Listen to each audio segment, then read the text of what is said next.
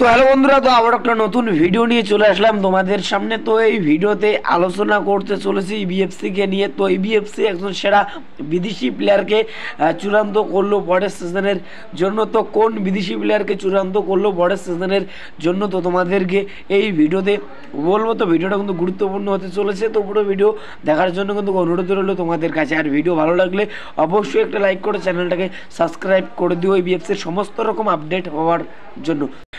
তো প্রথমে যে আপডেটটা দেবো তোমাদেরকে গুরুত্বপূর্ণ আপডেট রাম গোলম হামসিংকে নিয়ে। তো রাম গোলম হামসিংকে তো তোমরা সকলের জন্য যথেষ্ট ভাই ভালো মানের রাইট ব্যাক। তো এই সিজনে আই লিগে চার্চিলস এফসির হয়ে কিন্তু দুর্দান্ত কিন্তু খেলেছে রাম গোলম হামসিং। তো এই রাম গোলম হামসিংকে ইবিএফসির ম্যানেজমেন্ট দলে নিতে চেয়েছিল, তো তোমরা সকলেই জানো। তো এই মুহূর্তে যেটা আপডেট পাওয়া যাচ্ছে, তো রাম গোলম হামসিং হায়দ্রাবাদ এফসিতে কিন্তু সই করে দিয়েছে। তো এরকম কিন্তু আপডেট পাওয়া যাচ্ছে এই মুহূর্তে।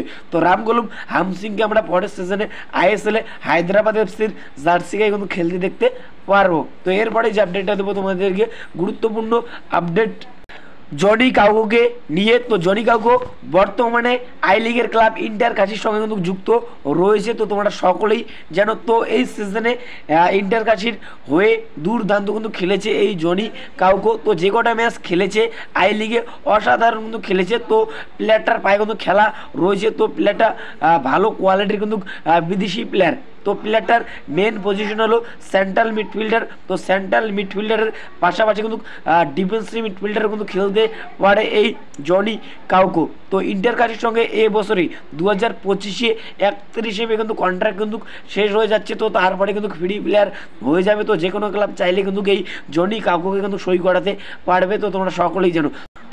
তো এই মুহূর্তে যেটা আপডেট পাওয়া যাচ্ছে, এই জনি কাউকোকে দলে নিতে চাইছে আইএসএল এর ক্লাব হায়দ্রাবাদ এফসি। তো হায়দ্রাবাদ এফসি এই জনি কাউকোর সঙ্গে কিন্তু কথাবার্তা কিন্তু শুরু করে দিয়েছে দলে নেওয়ার জন্য। তো প্লেয়ারটাকে একটা কিন্তু ভালো কিন্তু অফার কিন্তু করেছে হায়দ্রাবাদ এফসির ম্যানেজমেন্ট। তো 2 বছরের চুক্তিতে কিন্তু সই করাতে চাইছে হায়দ্রাবাদ এফসির ম্যানেজমেন্ট। তো এরকমই কিন্তু আপডেট পাওয়া যাচ্ছে এই মুহূর্তে।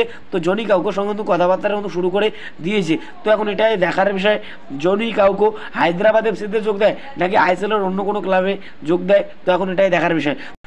তো হায়দ্রাবাদ এফসির পাশাপাশি আইএসএলের বেশ কয়েকটা ক্লাব এই জনি কাউকোকে কিন্তু দলে নিতে চাইছে। তো তোমরা অবশ্যই ভাই কমেন্ট করে জানাও এই জনি কাউকো আইএসএলে ফিরলে কেমন হবে। তো এরপরে যে আপডেটটা দেবো তোমাদেরকে গুরুত্বপূর্ণ আপডেট ইবিএফসিকে নিয়ে। তো ইবিএফসি একজন সেরা বিদেশি প্লেয়ারকে কিন্তু চূড়ান্ত করলো পরের সিজনের জন্য। তো সেই বিদেশি প্লেয়ারটা হলো মোহাম্মদ রাশেদ। তো মোহাম্মদ রাশেদের মেন পজিশন হলো ডিফেন্সিভ মিডফিল্ডার। তো ডিফেন্সিভ মিডফিল্ডারের পাশাপাশি কিন্তু সেন্ট্রাল মিডফিল্ডারও কিন্তু খেলতে পারে এই মোহাম্মদ রাশেদ। তো মোহাম্মদ রাশেদের মার্কেট ভ্যালু হলো 2.8 কোটি টাকা। তো প্লেয়ারটা যথেষ্ট ভাই ভালো মানের বিদেশি প্লেয়ার। তো যথেষ্ট ভালো কোয়ালিটির কিন্তু প্লেয়ার। তো এই প্লেয়ারের পায়ে কিন্তু খেলা রয়েছে। তো এই প্লেয়ারকে প্রায় কিন্তু চূড়ান্ত কিন্তু করে ফেলেছে ইবিএফসির ম্যানেজমেন্ট পরের সিজনের জন্য। তো এরকমই কিন্তু আপডেট পাওয়া যাচ্ছে এই মুহূর্তে। তো যদি সব ঠিকঠাক থাকে এই মোহাম্মদ রাশেদকে আমরা পরের সিজনে ইবিএফসির জার্সি গায়ে কিন্তু খেলতে দেখতে পারবো। তো যদি সব ঠিকঠাক থাকে তো ইবিএফসির ম্যানেজমেন্ট প্রায় কিন্তু চূড়ান্ত কিন্তু করেই ফেলেছে। তো শুধু সময়ের অপেক্ষা। তো যে কোনো সময় এই মোহাম্মদ রাশেদের সই কিন্তু কমপ্লিট কিন্তু করে নেবে ইবিএফসির ম্যানেজমেন্ট। তো তোমরা অবশ্যই কমেন্ট করে জানাও এই মোহাম্মদ রাশেদ যদি ইবিএফসি টিমে আসে তাহলে কীরকম হবে। তো আমার মতে এই প্লেয়ারকে যদি একবার সই করাতে পারে তাহলে ইবিএফসির টিমটা আগের থেকে আরও বেশি কিন্তু শক্তিশালী কিন্তু হবে। তো এই ভিডিওতে তোমাদেরকে এতটুকুই বলা ছিল। তো যদি ভিডিওটা ভালো লাগে অবশ্যই একটা লাইক করে চ্যানেলটাকে সাবস্ক্রাইব করে দিও ইবিএফসির সমস্ত রকম আপডেট পাওয়ার জন্য। তো দেখা হচ্ছে পরবর্তী ভিডিওতে।